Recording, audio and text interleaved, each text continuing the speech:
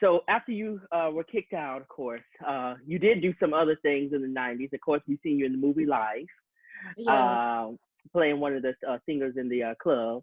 Um, exactly. so how did that situation happen? And did you attempt to do more acting, or was that something that was just like a one-off situation for you?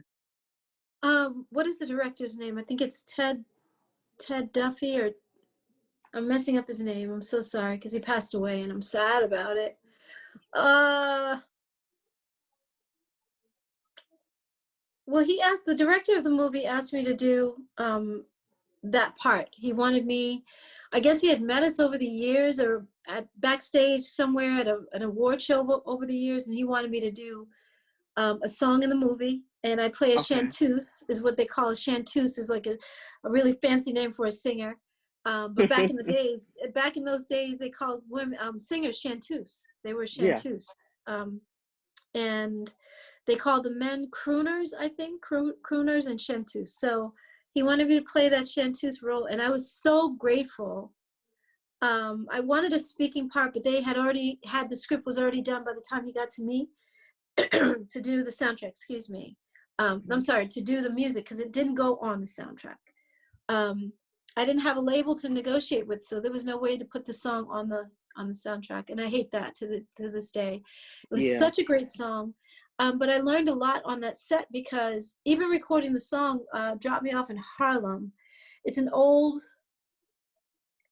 Ella Fitzgerald song, Yeah. and when I recorded it, I had to record with the band in the room, with the orchestra in the room, Tony. Like, this is unheard of. But back in the day, that's how Sarah Vaughan and Billie Holiday Yeah. and Ella Fitzgerald recorded their music, was with the whole orchestra behind. So I had 50 people in the same room with me, like, oh my God, 50 people behind me. Oh, drop me off in Hollow. It was just, and I had to sing in the microphone for 60 or 50s microphone, so the sound is different. And yeah, it was magical. It was so magical. It was so different, and so I had to step up and put my big girl pants on, as they say, because I was like, "You got to be kidding! Like, you want me to sing in front of all these people in here?" It's like, yeah, that's what we're gonna do. So I wanted to back out, but I pushed myself to do it, and I did a great job. And then for the movie, for the gown itself, I'll just talk about that too. Paramount Pictures they wanted to know what kind of look I wanted, and I had to have an era dress. It had to be of the Okay. 50s because that's the era we were in. In fact, it might have been the 40s. It might have been the 40s. But when I went in to get the gown, because they had a bunch of gowns in a room, and this room was like when you have a room that has for men that smoke cigars, they have what they call a humidor. Mm-hmm. And the humidor keeps the cigars from getting dried out, keeps moisture in the air, so that the cigars don't dry out and crumble. And so they had the same thing for all these dresses, and I'm like, well, why would you have a humidor in this room? They're like, well, these gowns come from Marlene Dietrich and Judy Garland and all these great actresses back in the day, from the 30s, 40s, 50s. Yes, I was like, you got to be kidding me.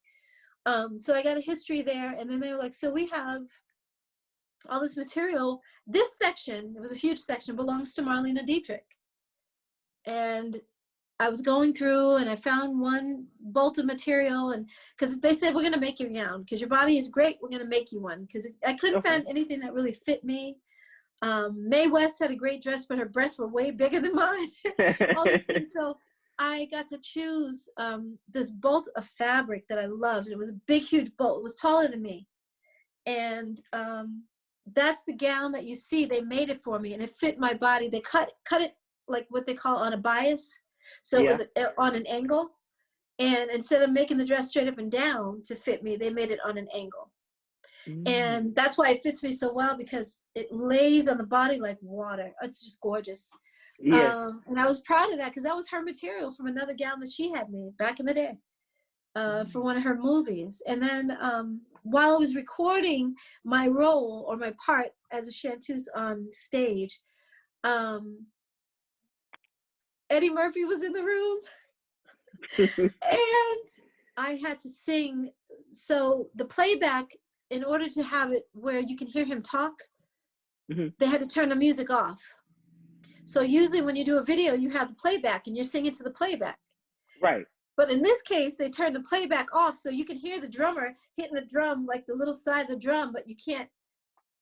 It was not loud, and there was no music. You couldn't hear the stand-up bass playing or anything. And I was like, oh, I have to sing in front of everybody like this. So on set, I had to act like "Drop Me Off in Harlem" and sing. And then he was saying stuff like, "Girl, you wearing that dress? Look at that dress on you. Woo, you look good in that dress." And I was crying, laughing. I was like, "Okay, Eddie, you can't. I can't do this in the movie and sing and laugh at the same time, so please stop." He was like, "Girl, that's what I do. I'm a comedian. I'm gonna make you laugh." I was like, "Oh my God."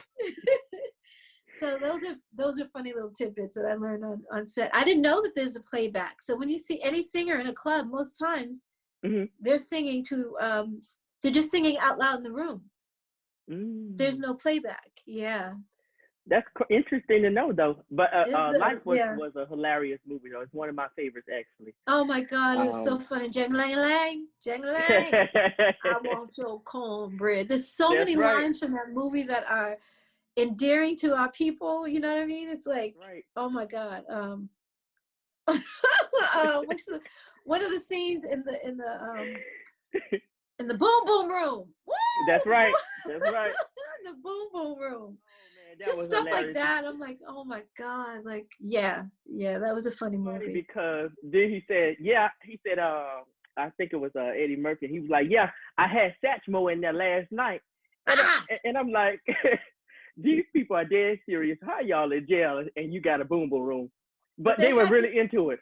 Exactly. They had to role play because I can imagine being in prison. That's your escape. You got to go to the boom boom room, man. Right. So what did the singer look like? She was on stage. What was she singing? How did she look?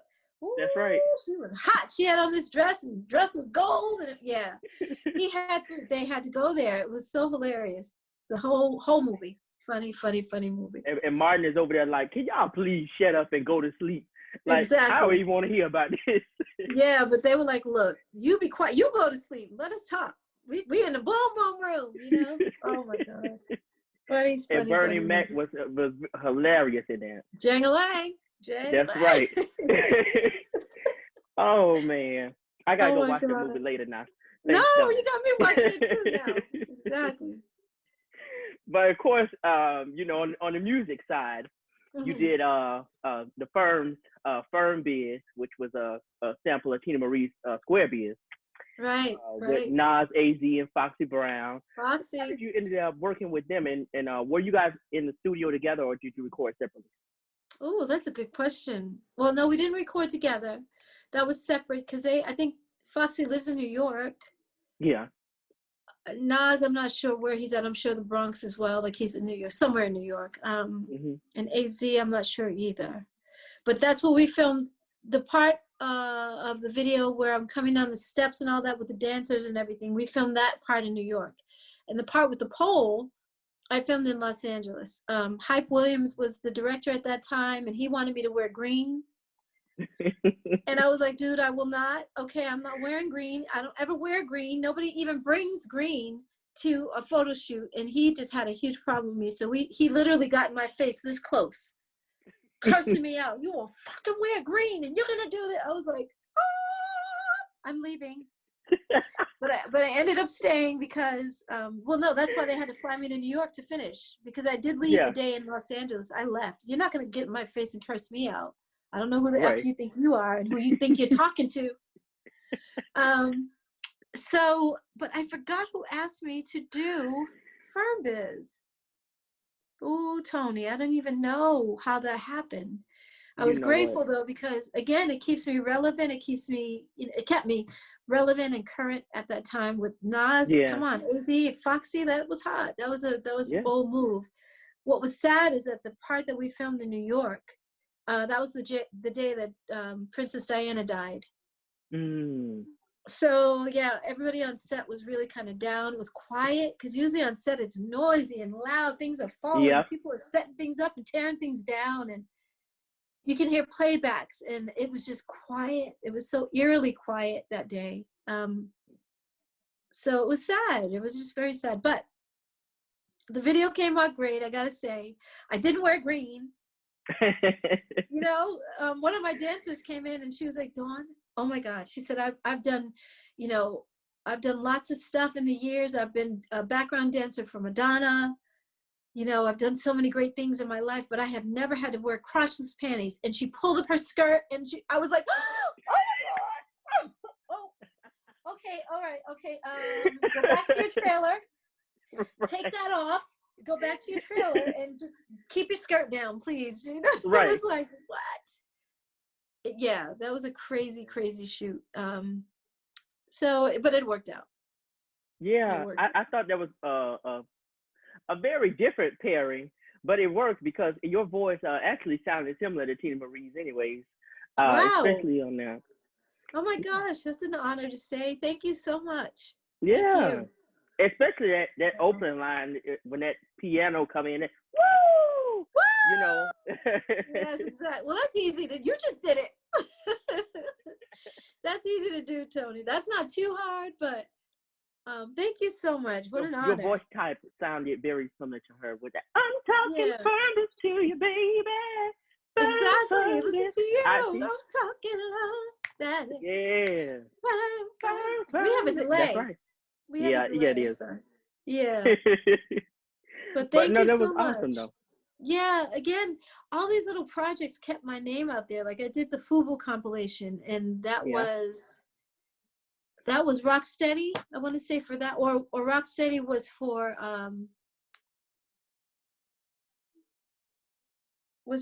wait a minute, was FirmBiz for the soundtrack? Oh no, what is it for? Let me see. So Rocksteady was for Dr. Doolittle's soundtrack. Right, there you go. Exactly, and the FUBU compilation was, I don't even know what, maybe that was FirmBiz. I forgot. Oh my gosh, it's been so long. But I'm grateful. Oh no, that was Envious. That was my single Envious. Yeah, there you go. For FUBU. Yeah. Of course. So yes, speaking of Envious, you finally did get to release your album in the 2002, I think it was. Exactly. And you know, Envious was one of the singles that came off there. You got to shoot a video or everything. Yeah. But you had a different deal with that one though. I did. By then I was solo. So that was after Lucy Pearl and everything. That was after Lucy Pearl. I went straight to Lucy Pearl. Yeah, Lucy Pearl was 99, 2000. Okay. And it Lucy was only Pearl supposed to was be one of my favorites too. It was, my God, that group, still to this day, it hurts my heart that it didn't continue. Again, communication, everything could have been right. When you just don't say it, it doesn't get done. And everybody thinks and assumes all kinds of stuff, and it just falls apart. It falls apart. Yeah. Some of the best relationships where people can look back in their lives and they're like, why didn't I just say this? Why didn't I just do that?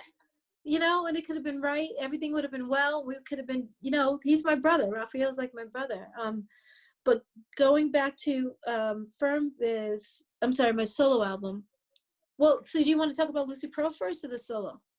Okay, we can go back to Lucy Pearl and then we can come up to the solo album. So Lucy Pearl was, Raphael had reached out to my old managers. By this time, I still was in the group, but I had Cassandra Mills as a manager. And she was trying to talk for me and I didn't like it. So she told Raphael when he contacted her that, you know, Raphael Sadiq, Tony, I've known Dawn since we were 16 and I have this group idea and I heard that she's looking for a solo deal right now. She's shopping for a deal. And Cassandra Mills told him no. Before you tell me that there's even an opportunity out there for me, you're going to tell this man no? You're going to speak for me like I'm a little child. Basically like I'm your daughter, as opposed to a grown woman who knows what she wants. Because to me, doing another group before I go solo would have been the right thing. It was the right thing. I was right about that. Leaving a group, you're afraid to go off on your own. Exactly. another group gives me an introduction to the world again. It puts me out there. It keeps me current. And it introduces me to the younger generation who didn't know anything about En Vogue, but they know Lucy Pearl. And then bam, I go out and do my solo thing. It makes sense to me. Right. But Cassandra told him no, and then he contacted me directly, and I was like, oh, hell no. So Cassandra, you're fired, because there were a few things that she had done. She had done some things, Tony. It wasn't just one thing. It was a few. And I was not okay with it. She treated me like I was literally a newbie. Like I was brand new to the business and I didn't know what I was doing. And I was like, I've been in the game for, at that time, 10 years. Yeah. Yeah. 99, 2000. So yeah, I had been in the game a while. And again, communicate with me that there's a situation, there's a deal on the table, Dawn. Raphael contacted me. He wanted to know if he wanted to do a group. What do you think? Oh, I think it's a great idea, Cassandra. And I think I'm going to do it because it's on the dime. I wouldn't be paying for anything. They would be paying for all of it. And it puts me out there again. It introduces me to a new generation. It keeps me out there, and I'm not out there by myself. You know what I mean? Yeah. As a solo artist. So I just thought it was a great idea. And of course, like you said, coming from a group already, it helps you to be in a group already because that's what you know. Yeah, that's right. It's familiar. It's Yeah, familiar, exactly. But that only makes sense. I'm not just getting in a group with these new guys that nobody knows. Right. This was Ali, Shaheed Muhammad. Come on, Tribe Called Quest. Let's do this. Yeah. Let's do it. Tony. It's our anniversary. Come on. That's right. You know, couldn't keep it to myself. Like all the music that I love from the Tonys. Feels good. You know what I mean? It's all that. Yeah, you know? That's right. And you're saying that I should not do this? Oh, lady. You and I don't agree, because to me, that was good business. Like, this just makes sense. It's a super group. You know what? Vogue. It's crazy because I see a lot of that happening now to this day with a lot of people doing that, saying, oh, no, she doesn't want to do this. And meanwhile, they're like, what are you talking about? I will do it, you know, but I didn't know. Give me the opportunity first, right? Let me know that it's there. Let me make up my own mind. Hello. I promise you, I've seen it firsthand, even with some of these doing these interviews, and a lot of these people that they have, you know, in place for them are like, oh no, they don't want to be bothered with this, or they're not available. And then you talk to the person directly, and they're like, oh, I would love to, like, you know, exactly. I wish I would have knew. Wait a minute. I wish I knew. Exactly. I wish I would have known. Yeah, it's crazy that she did that. But by then she had done a few other things, and I just fired her. We parted ways. You can't dictate to someone who's grown and knows what they're doing. If I was a new artist coming in the business, I would have looked for her advice.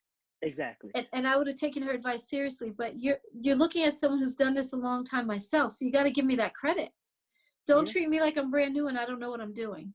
I see this as a great opportunity. Raphael Sadiq, come on. Dawn Robinson. A musical genius, really. Exactly, musical genius. And Tribe Called Quest, like, this could really be great. It's a super group. Hello.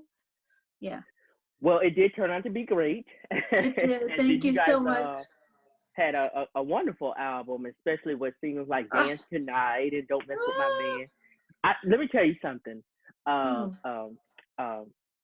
Dance Tonight is really, I don't even know how to describe it, because when it comes on, it just gives me that feeling like Groove Theory, Tell Me, and a lot of that 90s stuff. So oh, wow. It just gives me a feeling, I promise you. So every time I hear that intro come in, and I'm just like, oh, here we go. Oh. Exactly. It sets you up with the strings in the beginning. Yeah. In the end, I wanna dance. That's right. Yes, it does. Exactly. Look what the cat hole did. Me and couple friends. No need to settle down. Don't stop singing now.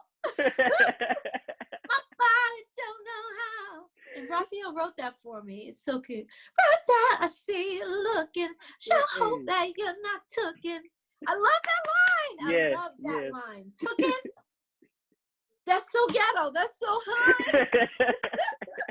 And I love it to death. I love that line. Sure hope that you're not tooken. Yes. I was let like, stuff like Raphael, that get okay, away. wait a minute. You said took him, right? He's like, yep, say it. And I'm like, okay, show that you're not tooking. Oh And my it went. God, wow, yeah. It worked. It worked. It worked. It's so cute. So cute. You know, and then Don't Mess With My Man was another one. I think exactly. Correct me if I'm wrong, but I think that was more of your style right there, though. That was more, if I do a solo album, yes, that would be more of my rock and roll edge. Yeah, I can feel it. I can feel it. Even in the video, I look more like that. But even, the whole Lucy Pearl project was more my style, meaning the look of how we looked. You know what I mean? What we wore, the rock and roll edge that we had. The song called Hollywood on that album is very rock and roll. Yeah, so we had an edge a little bit different than what Tony and Tribe and En Vogue had. I mean, it really worked though, because it was unexpected, and then you have three like super, crazy creative people coming together for this project, and it's like, wow, okay, so this is what this sounds like. I thought that was awesome. We also had three other people that worked on that project with us. So it wouldn't have happened as Lucy Pearl without them. Yeah. And it was Kanisha Monet is her name for short, but her nickname. But Kanisha, actually it's her middle name, I think. Monet is her middle name. But she helped me write Can't Stand Your Mother. I can't stand your mother. She helped me write my parts, and then we had two producers named Bobby and Glenn, and they were a team, and they were working on my solo stuff with me before Sylvia Rome, when she gave me that deal. That's what they were working on, that project with me. And so they really, I would say they were the crux of the whole production. They were the ones who really did a lot.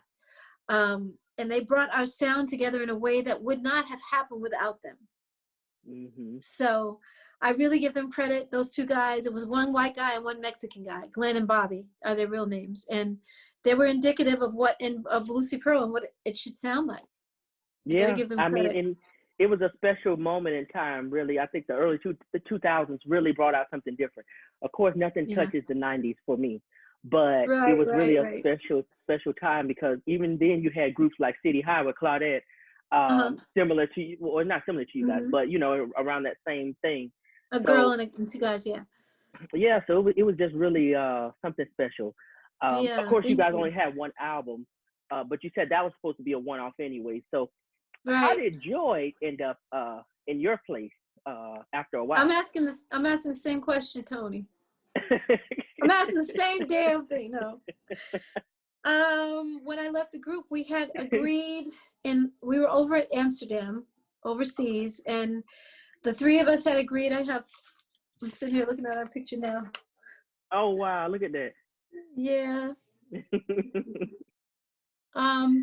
The three of us had agreed that I'm supposed to put this on the wall. That's why it's sitting over here on my desk. Oh, okay.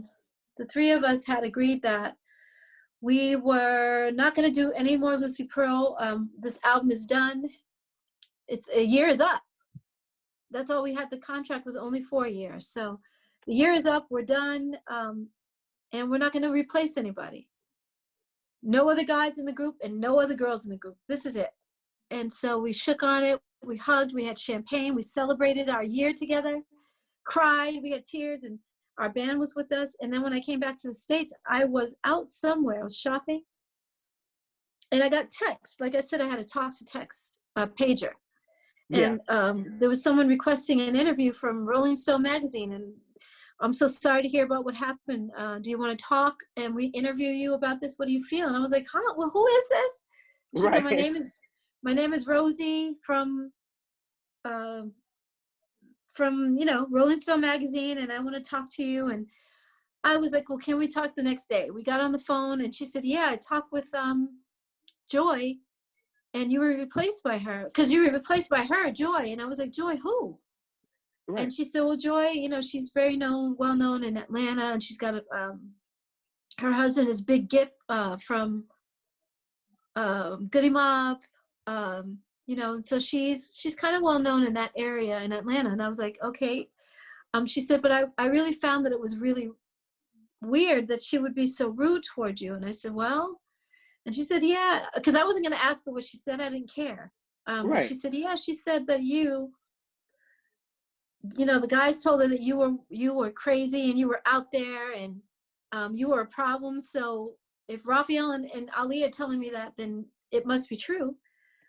And I was like, wow, that's really funny that she would say that, because to me, if someone tells me something bad about somebody, you tend to believe it in your mind because you're hearing it from the person and you probably trust that person, but you got to see for yourself. Exactly. You got to see for yourself. So how crazy can I be? Raphael didn't tell her the part about, oh, Dawn turned down RCA to be in this group, because I had a solo deal on the table. After I left En Vogue, I was going to go solo, but I turned that down to do Lucy Pearl. He didn't tell her, oh yeah, and Dawn, by the way, she lost her house while we were doing this, because we were supposed to put our album out in June, and we were still in November and hadn't put the album out yet. So I was like, the bank is calling, they're coming to my house, they're putting notices on my door. And Raphael was like, oh well, you know, at first he was like, I got your back if you need anything, and when it came down to it, he did not have my back. So he didn't tell her all those things. And I was like, wow. So I said, well, Rosie, I'll never forget the woman's name, because it was on my page like 16 times. Rosie this, Rosie that. Because we were going back and forth. And so I'll never forget it. That was a big moment, too, for me, to be replaced. Because I was like, we just talked about not replacing members. Right. And here he is replacing me, and Ali, too. So, okay, if that's what it is, that's what it is. I can't say nothing about it, but I wish them the best. And she said, well, if I were Joy, I would be a little bit more humble, because she has some huge shoes to fill. You know, you're Dawn from En Vogue, and you were Lucy Pearl's girl. Like, you were the lead singer of Lucy Pearl, and she's saying all these negative things about you. And I said, well, Rosie, you know, I don't know what to tell you, but I wish them the best. So, yeah, that's how that album came together. It was Raphael coming to me directly. Yeah, that's crazy though. But I mean, honestly, to have her there was really no gain, because they didn't really do anything with her. No, they didn't either. Not at all. So, I mean, it was not for what it was though. The album did pretty good, and you guys were nominated for a Grammy. Yes, we were, but she wasn't on that album at all. So I again, communicate, talk. Let's talk. I told Raphael in Amsterdam, just before they replaced me, we were overseas, and I said, he came to my room and he's like, Don, he calls me Don.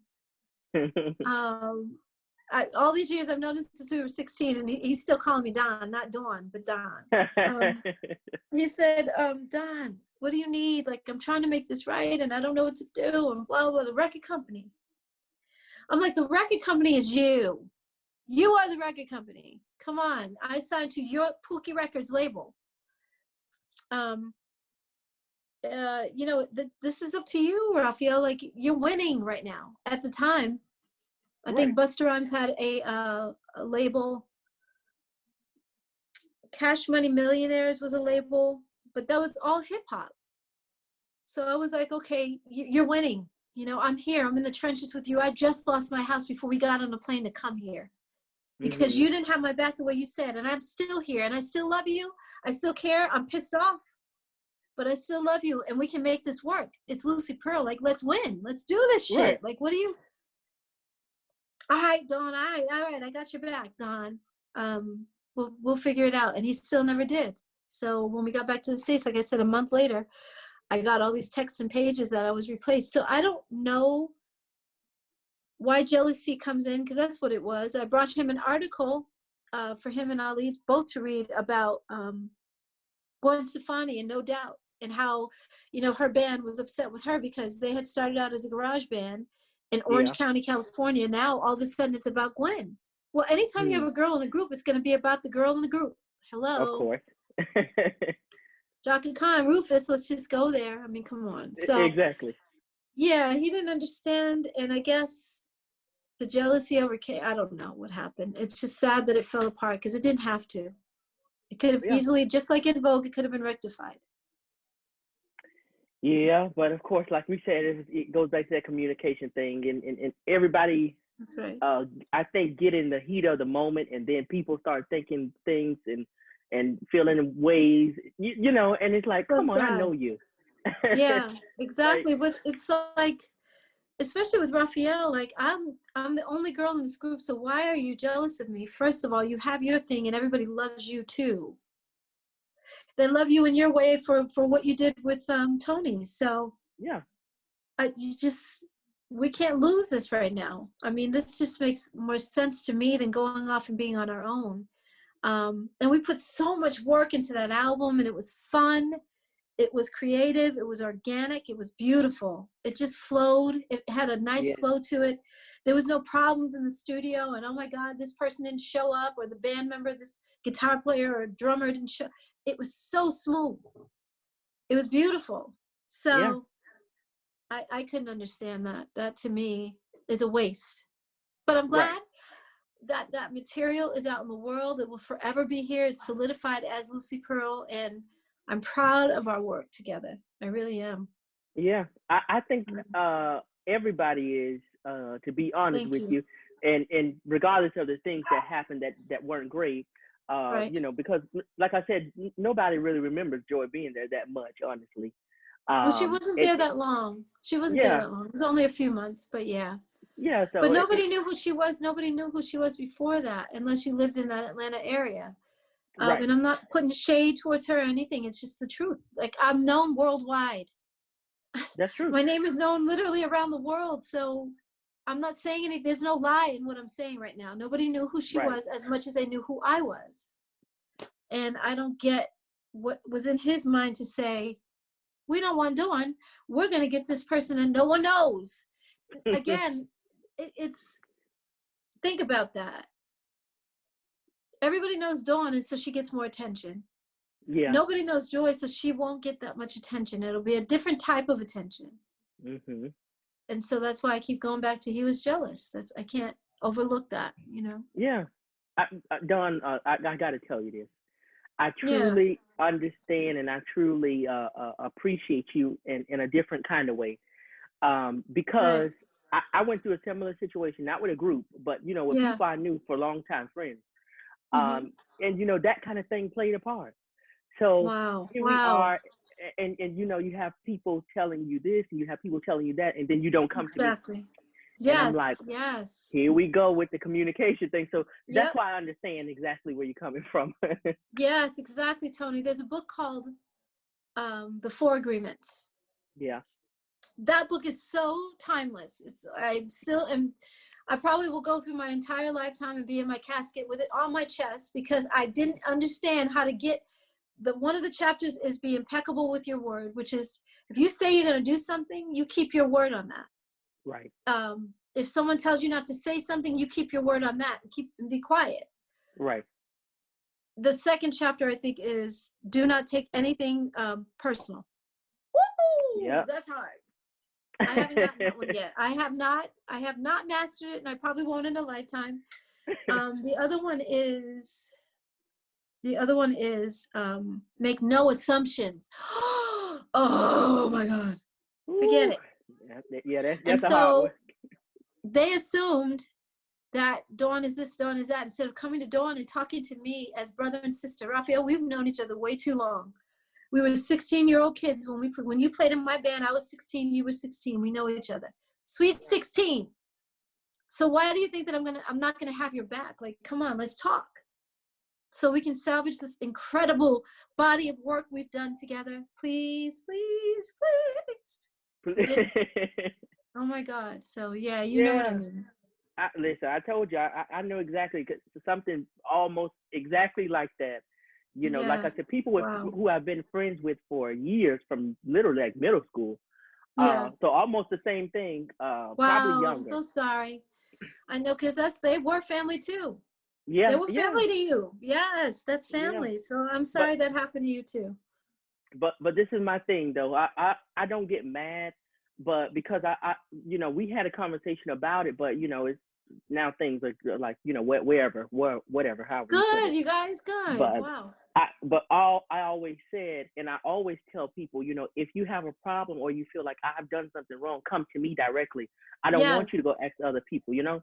that's So right. I Let's can talk it out. rectify whatever it is, and then I can That's tell right. you, hey, I did, you know, do it wrong, or I didn't see this, or I did see that, or whatever Or the you case might be. misunderstood. You misunderstood. I'm sorry. I was angry that day and I may have come off to you that way. I didn't mean to say it like that. Right. Because just a little inflection in the voice can make it sound like you're mad or That's you're true. short with somebody. Yeah. And if you don't talk about it, man, it ends up exactly like both of my groups right now. And what was That's hard true. for me is because people think you were in one group and that fell apart, and then you were in another group, and you mean to tell me it was all them and not you doing Yep, it? Like, yep, you know I what I heard that mean? before. So it's hard because, but that's exactly what happened. And I see the jealousy. I see the not lack of communication. I see um, outside negativity coming in to tear it all apart. I see the demons are everywhere. Like we had Oh all yeah. kinds of negative forces coming at us, you know. And again, if you don't communicate, there it is. Yeah, that's exactly what it is. Because you know Mm-hmm. what, a lot of times, just like you said, the demons they're always there, especially when Yeah, it's something to do with success or something with positive. They're always going to come around at some point. that's right. That's And when right. they see somebody vulnerable enough to believe in what they are putting out, that's when they strike. That's it. So, Yeah. Yeah. you know, we have to watch as well as pray, like the Bible tells us, but we have to have a seventh sense in a way. Thank you. You know, Exactly. We have to so have 100 senses, seriously, because you don't know exactly. what's coming. You don't know where it's coming from. So we always have to be on guard, but we also have to put our faith in God. And I keep telling Yeah. people, I know we're looking at the president. I understand this COVID, but you guys are not having faith in anything. If you think that any of that can conquer you, Right. you know what I mean? You have to have faith. It's like, where's your connection to God? If you believe, so, and there's a lot of scriptures, I just can't quote anything because I'm not a Bible belt, you know, type of person. I don't Yeah. Yeah. Bible thumper, but I know that there's scriptures in the Bible of, oh ye of little faith. That's one Yeah. of them. Yeah. Um, my favorite book in the Bible is Job, because Job Mhm. had all of the adversities in the world on his shoulders at one time. On his shoulders, he literally had people that were telling him to curse God and die. Just die. Don't That's even. right.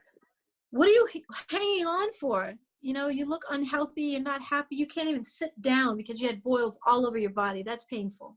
Yeah. I can't even imagine. It's like having one pimple all over your entire body. So he was in Mhm. pain. And yet he said, no, I will not curse God and die. In fact, I'm going to have more faith. At one point, I think he was saying, Father, why have you forsaken me? Because he thought he Forsaking was me. Yep. alone. Yeah. Yeah, but then he came back to it and was like, nope, I have. And God gave him back everything the devil stole, tenfold of what he had Yeah. before. Yeah. So my faith is it's undying. It's hard to have the mindset that I do, because a lot of people don't think this way. And the law of attraction I'm big on that. Yeah. What you put out there and what you fear the most, or what you focus on the most, is what you get more of. So we're looking at the president, we're looking at, oh my God, and we don't want Trump. That's exactly what you get is Trump. Yeah. You know, and then Biden is no better because he's, you know, it's like, so I'm like, you guys are putting your faith in the wrong things, in the wrong Right. areas. And we need to have more faith in God and faith in ourselves as people, and try to come Yeah. together. And not just our people, but with all kinds of races to make this work. We are a human race, not just Black people race, you know, or white people over there. Exactly. You know, Exactly. we are all But people connected to each other. and that's what they have to understand. And going back to what you said about a God earlier, I must Mm-hmm. say this though. You know, if I don't say anything else in this interview, I believe wholeheartedly, and I will carry this with me to the day that I die. Yeah. And that's standing for something, even if you have to stand alone, because the Right. truth will come out no matter what. It's That's right. unwavering. And That's although right. other That's people right, may not Tony. be able to see it when you see it, stand Mm-hmm. in whatever it is that you're standing in, because one day it'll come a point in time where you will be vindicated no matter what. And Absolutely. Not only so, that, vengeance is mine, saith the Lord. So he'll get back at whoever hurt you. But the truth always does come out. It does rise to the top. You're absolutely right. Unfortunately for some people, it came after they died, you know, Martin Luther King and a few other people, but you're absolutely right. Having faith and knowing that even if you have to stand alone, a lot of times warriors don't walk with other people. That's right. A leader walks by themselves. They are alone. You know, that's kind of what has to happen. So, because not everybody understands the level that you're on. They don't get it. They're too afraid. They're too afraid. And it's crazy because I used to have the same kind of talk with one of the people that I was talking about earlier. They used to do the same thing to me because I used to be the Don in that group. Really? Oh my God. And they used to say, I used to get with one of them, at the time she would call me her best friend, but I would get with one of them later and I would say, why didn't you say something? You know, and she would say, you're right. You're right. Yeah. But it's like, come on. Exactly. What are you doing? Exactly I'm right. what I see, but you're not going to say nothing. So that's why I say I always believe in standing no matter what, even if you have to stand alone, because if it's the truth, it will prevail. And I always believe in that. Yeah, not everybody's willing to stand, like I said, because they're too afraid. Maxine was too afraid to go to Cindy and Terry and say, hey. Yeah. You know, so I was doing that. Really, I didn't even go to them either because I was afraid. So she was no better. But where two or more are gathered, I thought, okay, Max, I got you. You got me, right? Right. And she didn't. So it's okay. It's all good. In hindsight, God. I'm grateful because I just started my label, Stiletto Entertainment. Yes.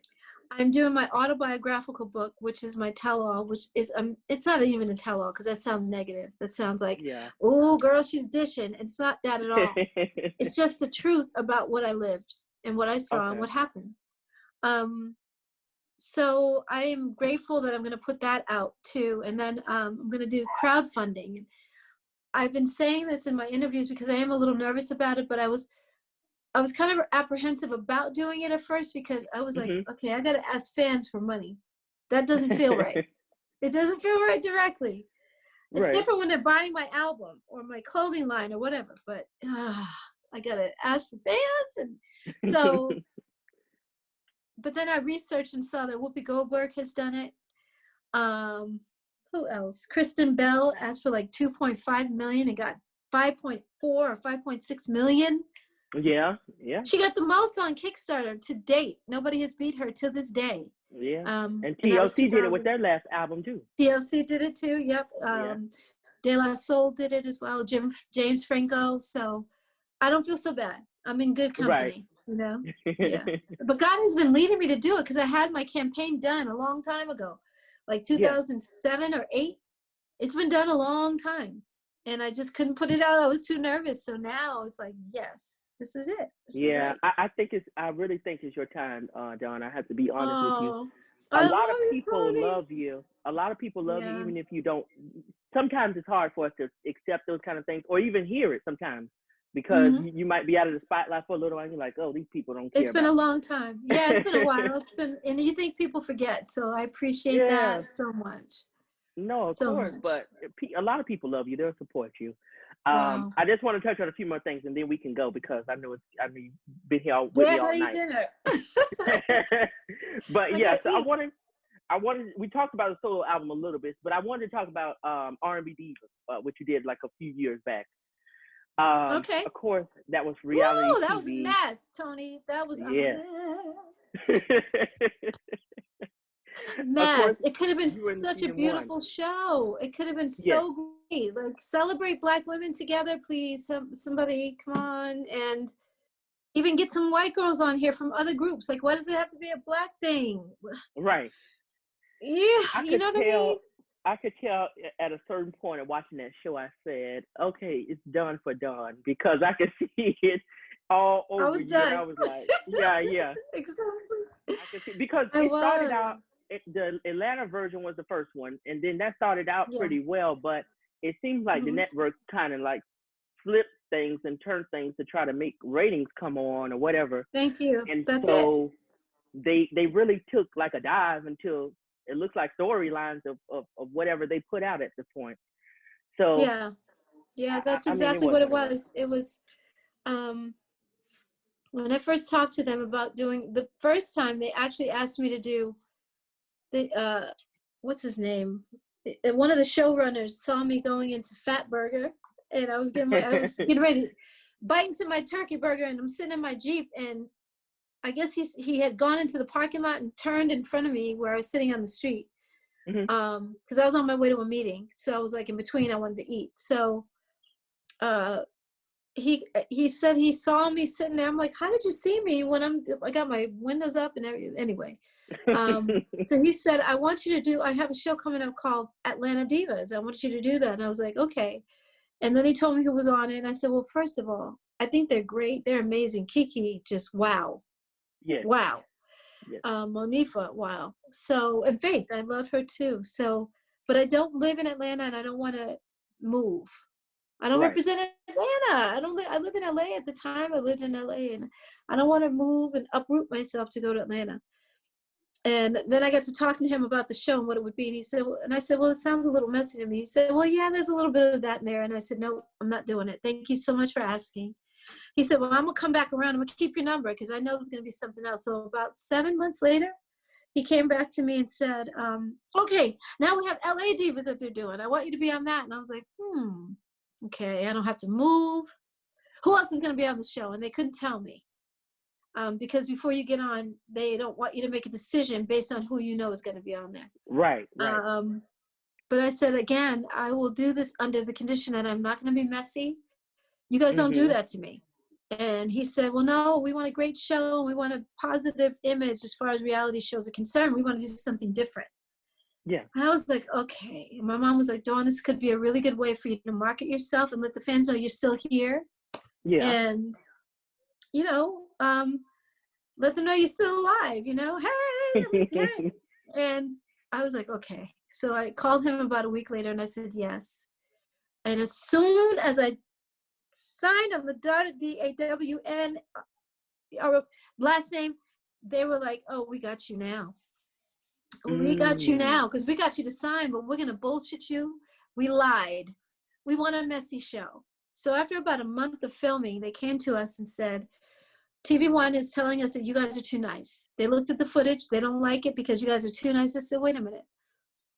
Anytime you get people together that have just met each other, you're going to have very nice people. Right. We don't know each other yet to have any kind of differences or adversity with each other, disagreements. Right. And how do you work it out in the end? If you do have a disagreement, we want to be able to resolve that. Exactly. Because, and I said, and I had to remind everybody in the room, was all the cast and cameramen, everybody was there. And I said, if you guys remember when we first sat down about a month ago before we started filming, I brought a magazine article on Essence magazine article on Nene, and she was talking about how she almost lost her marriage because of that reality show, Atlanta Housewives. Yep. I said, so this is what we don't want. This is what I am not going to be this because I'm not messy. And we're Black women. We need to uphold each other. We have young Black girls that are looking at us all the time, trying to figure stuff out. And I don't want to be that kind of example. Right. So we have to do different by our young women. And we have to show them that Black women can get along. Yeah, we disagree, but I still love you. It's all good. That's how we have to resolve it. And you guys know that I said that. And the producer of the show, his name is Leslie. He looked at me and he said, Dawn, he pointed at me like this. Wait, where's my finger? You have to figure, you have to decide if you're going to be a part of this or not. And I was like, wait a minute. So after you filmed about 36 hours of footage on me and the other girls, and it's been a month, and now you want me to decide if I want to be a part of this? Right. What I was told before I signed is that you guys were not going to do a messy show, and now you flipped it. So now you want me to decide if I want to be a part of this? You got all this footage on me. What am I going to do now? Exactly. And not only that, they weren't paying us like I thought we should. So I thought every time you see an episode on television is when you get paid. And they were paying us every 18 days, every 28 days, every 21 days. It was crazy. The payment schedule was off. And it wasn't what I thought it was going to be at all. It was like $1,200 for this, $1,000 for that. I'm like, is this reality TV? I thought we get hundreds of thousands of dollars. That's what the Friends got on Friends, you know. Yeah. The Friends cast got millions of dollars, but they were on there for years. So I get it. it was just not what I thought. So I was like, it's not worth it for me to be here in my mental state. I'm not knowing what they're going to do every time I come in. So that last scene that I did, I didn't even see that last episode. I still to this day haven't watched it, but with me and Little Mo getting in my face at the rehearsal space, they're very good at trickery, you know? Yeah. They know how to editing. put words. You might make a comment. So after a while, we learned we had these microphone packs on, and they would attach to our jeans. And after a while, we were like, don't say nothing. Because we'd be in the bathroom, we're talking, and it's like, turn your pack off. So that they can't get you saying something that, you know, they didn't have me lying on blah, blah, blah. And I didn't even like that. I didn't appreciate how little, you know, they got us saying those things. And they would use it. So when the camera is on someone else, it sounds like I'm saying something else. When I'm not even in the scene. You know what I mean? It's like, oh, yeah. Excuse me. So we learn fast. But that's how they do the editing. And I had to show my mom the same thing too, because even in the previews that they show you, it looks like somebody is arguing with somebody, but then when you watch the actual episode, they have no kind of argument. They were actually arguing about something totally different. So, right, Tony. Not only that, when I looked at the first episode, excuse me, and they showed my house, that wasn't where I lived. That wasn't even my house. The only house that was real on that show was Kelly's. Wow. Claudette was renting a place, but they didn't want her landlord, excuse me, didn't want her to film it. My landlord didn't give me the okay either. Little Mo was renting a place with her kids. I think they may have shown her house, her apartment. And she had 4 or 5 kids, so yeah, we were all renting. Kelly's the only one that owned a house so she could film it. It was her place. Wow. So that's the kind of trickery that I'm talking about. Yeah. They tricked me. I didn't know they were going to do these outside shots. You can hear my voice, but you can't see me yet. And then they panned inside, and it was me. And I'm like, what? Crazy. Yeah. Crazy. After the monologue situation with and you and Kelly pretty much was like, F it. After that, I said, yeah. Well, they wanted me to turn on her. They wanted me to turn on her like the other girls and go against Kelly. It was her idea from the first jump. Right. From the jump, it was her idea. So I didn't catch what they were trying to get me to do until later. Now in hindsight, I'm like, oh, that's why. They wanted me to go against Kelly to make Kelly the bad guy. She's the angry black woman. She's big. She was impressive to them and kind of leering. And they wanted to make it seem like she was the angry black woman. I was like, you won't do that to her. I had her back. Yeah, because they had already done that with Nikki Gilbert in Atlanta. They had already done that with her. Oh, really? I didn't watch it. I didn't watch that show. And that's what the producer, Leslie, when we came to that meeting, and he said, you got to decide if you want to be on the show or not. He said, and you, I'm sure you watch Atlanta Housewives. You had to know, Atlanta Divas. You had to know exactly what was going on. I said, no, you assume because I'm a black woman, I watch that stuff. I don't watch Atlanta Divas. I don't watch Atlanta Housewives. I don't watch Boston Housewives. I don't watch any of that reality, so-called reality TV. I live a real life. And what I gave you on the show, I gave you real life. I gave you my ex-husband being abusive. I gave you me not having children. All that was real for me. It wasn't a game. Yeah. So when I saw what they were trying to do, I agreed with Kelly that I was going to go with her and do Not Your Mama's monologues. And they, even in the beginning, in one of the episodes, we gave Shantae Moore a party at Kelly's house. Kelly laid out a spread that looked like it should have been on Gourmet magazine cover. It was that beautiful. She cooks like that. Yeah. She had crab legs. She had lobster tail, and she shaped them in a like a flower. Oh, she had asparagus, white asparagus and green asparagus, and she crossed them crisscross like this, so it looked like tic-tac-toe, a tic-tac-toe board. It was incredible. And in that episode, Shantae says, Kelly Price says, okay, you guys, I have an idea. I want us to all agree if you guys like this idea. And she brought up Not Your Mama's monologues right then. Yeah. And Shantae Moore was like, oh my God, girl, I love it. Girl, I love it. Ow, ow, ow. That's so dope. We loved it. Not your Yep. mama's monologues. Oh my God. Everybody agreed. And then later on, Shantae was like, I didn't like it anyway. What? Wait a minute. Hold up. Girl, you were dancing around the table. You love the idea. So to me, I don't like the trickery because they didn't want us, they want us to fight against each other, but they didn't want us to resolve it on camera. Right. They told us that. You Yeah. guys can go have a drink later and go to a bar and laugh about it. I said, no, because what we're laughing at is something that young Black girls thinks is real. Real. Yeah. Yeah. Our parents' age groups thinks it's real. So they think, oh, they messy. Yeah. I told you guys I wasn't going to be messy when I took the show on. I come from a group that's classy. Even though we didn't communicate the way I wanted to, I still came from a classy situation. So no. Yeah. It was crazy though. It was a good show, but I think they started to inject too much of that craziness in it. They wanted to make that mess. It something. Yeah, and they turned it into something different. White girls can do that kind of messy stuff, and it's looked at totally different. Different, right? What is the Housewives? I think it's New Jersey Housewives, because they really do have money. Yeah. They're really rich. Nene didn't have that house before they got on there. Shanae didn't have her house. None of them did. Yeah. So maybe not the actress, but she's a model. Maybe she had a little money beforehand. Cynthia, yeah. But for the most part, let's talk, y'all. Let's work it out. Because this whole messy thing, I don't know where they got the idea that Black women are going to be looked at this way and that we agreed to it. Like I told the girls, we can listen to what production tells us. It's up to us to not do it or not agree. That's right. Mm-hmm. It's crazy, but it happens. But are you still in contact with any of the girls from the show?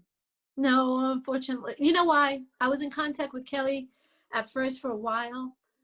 Kelly and I agreed not to do the reunion because we knew it was going to be a mudslinging fest. We were not going to be a part of that mess. We weren't going. Right. And after we had the opening party for the opening or for the premiere party. Yes.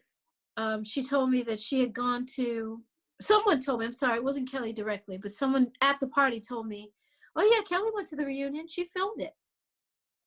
What are you saying? What are you saying?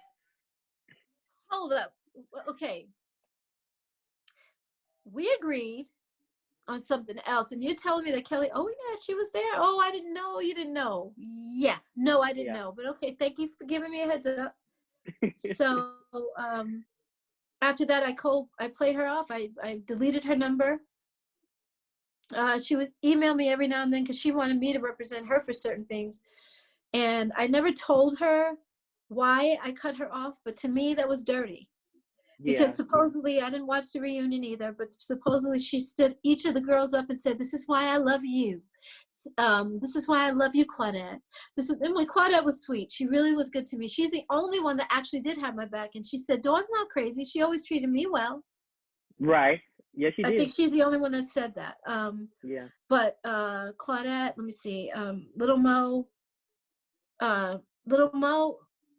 didn't have my back. Well, Little Mo wasn't going to. Even at the party, she was looking at me, mean mugging and shit, like she wanted to fight me. I am not the one. I'm so done. I'm so gone. And what's the other one's name? Michelle. Michelle was right there in the room with us. She could have stopped the whole thing too. But she had the book in front of her face, like she was hiding in front of people, hiding in front of the cameras. I'm like, girl, please. I'm so out of here. When I left that scene that day in the theater, I took my pack off, my battery pack. It's like about this big and like a cell phone, small cell phone. And I slammed it on the table and I said, y'all finally got the Black girls to fight. You finally got us to act a fool and be Booble the fool and step and fetch it and all of that bullshit that I told you I didn't want, because Black women are regal. We should be treating each other like queens because we are queens. Exactly. And you guys finally got us to fight. You finally got us to disagree. And Little Mo, you can't even see it on camera because I keep asking people, did you see where she was balling up her fist like, Dawn, don't get hurt. Don't get hurt, Dawn. Don't get hurt. Oh no, I am not. I like my face. I'm a pretty woman, unlike some people. I was gonna be mean just now, but yeah, she was being nasty, and Tony, I was going to be mean. I was. Don't do it. But, Don't do it. I'm not going to be messy. They see it for themselves. But she was nasty about that whole thing, and I just couldn't believe that she would go there.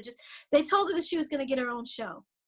She was going to get a spinoff. They told Shantae Moore the same thing. They're going to get a spinoff. So they were willing to go against whoever. They didn't care. Kelly Price even told Shantae once, the things that you're saying about your son's father, Kenny Lattimore, you know, if that is true, and if he is gay or if he's in the closet, that's up to him. Right. Let him come out and tell the world that. Don't you get out there telling that on him, because that's not your place. This is a reality show. This is not your life. Right. So, you know, you have a son who's 9 years old, and his father is his hero. Yeah. You know what I mean? You got to be careful about that, whether he was a celebrity or not. Kenny Lattimore needs to be protected, and you know. So I don't know why people do what they do. I don't understand it. That's not my nature. So it's not natural for me. Right. Yeah. But hey, it is what it is at this point. Yep. Or it was what it was, because it fell apart after that. It fell apart. Yeah. God don't like ugly. God does not. So. But that's why I say when you take something so good. Geez, my microphone switched over. Oh, I hear it. Yeah, it switched over from the earpods. But yeah, when you take something good and you do something like that, it's not going to work. Oh, your sound is so much better without the earpods. Oh my God. Okay, wait. It's so no. It's better without them. Yeah, talk. Are you talking? Okay, can you hear me now? Yes, I can. Okay, good. Yep. Oh. Yeah, that's so much better. Oh my God, you should have done that from the jump, because it's much better. Someone told me the other day they didn't want to do a Zoom interview because the sound isn't good. But I'm like, that's why. If you have your headphones on, it's really good. Now I hear you. I don't know how this one does, like with the playback, like from the speaker. So that's why I use the AirPods, because I haven't listened to it, or I tried it that way rather. But yeah, so you know, the show was what it was though. But I'm glad that you're here now, and people are starting to see more of you, and you're getting back out there. So you said you're working on your book, and are you working on new music? That's what I want to know. Yes, I am. Well, this is the reason that I want to do the crowdfunding, is to raise the money for the album. Okay. Because besides, you know, everybody's like, oh my God, I want to record you. I'm a producer. I got tracks. I'm like, yeah, that's great. But getting to you in the first place, if you live in Atlanta, you live in New York, or you live in London, I can't get to you without money. You got to fly there. You got to put yourself up in a hotel for a minute. And then I got to pay an engineer. I got to pay musicians. Sometimes you got to pay the producers themselves. Then you got to promote, market. You got to do radio. You got to pay radio still. Even in the car, you still got to pay to play. That's true. You got to pay Sirius Radio, all those podcasts, all that. So you got to pay these people. Yeah. So I have to have the money for that. And then I got to do a new photo shoot and a new video, or videos for the album. Yeah. So I figure at least 2 or 3 videos, but yeah. Okay. So I am going to do music, but it's going to take money to do that. Right. Well, of course, I know everybody is anxiously waiting. It's been a while, so I know we're all waiting to hear your voice again. Exactly. Until then, we'll keep those Lucy Pearl and En Vogue records spinning. Yes, exactly. But yes. I'm gonna let you go for tonight. But just before you go, let everybody know where they can find you on your social medias, or if you have a website or anything. My website is dawnrobinson.com, but it's not up yet. dawnrobinson.com. And once it's up, I'll post that on my social media. But my Facebook is Dawn Robinson Diva. My Instagram is Dawn Robinson Diva. And then Twitter is just Dawn Robinson by itself. Okay. Yeah. All right.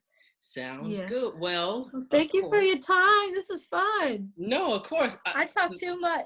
No, you were fine. In fact, you helped me get my mind off of some of this foolishness that was going on the TV. Yeah, so exactly. Right. I was glad to talk to somebody about some music or about something other than this election. Yeah, you got into our drama. Right. The TV drama, right. Oh, man. Of course, though, ladies and gentlemen, none other than Miss Dawn Robinson, though.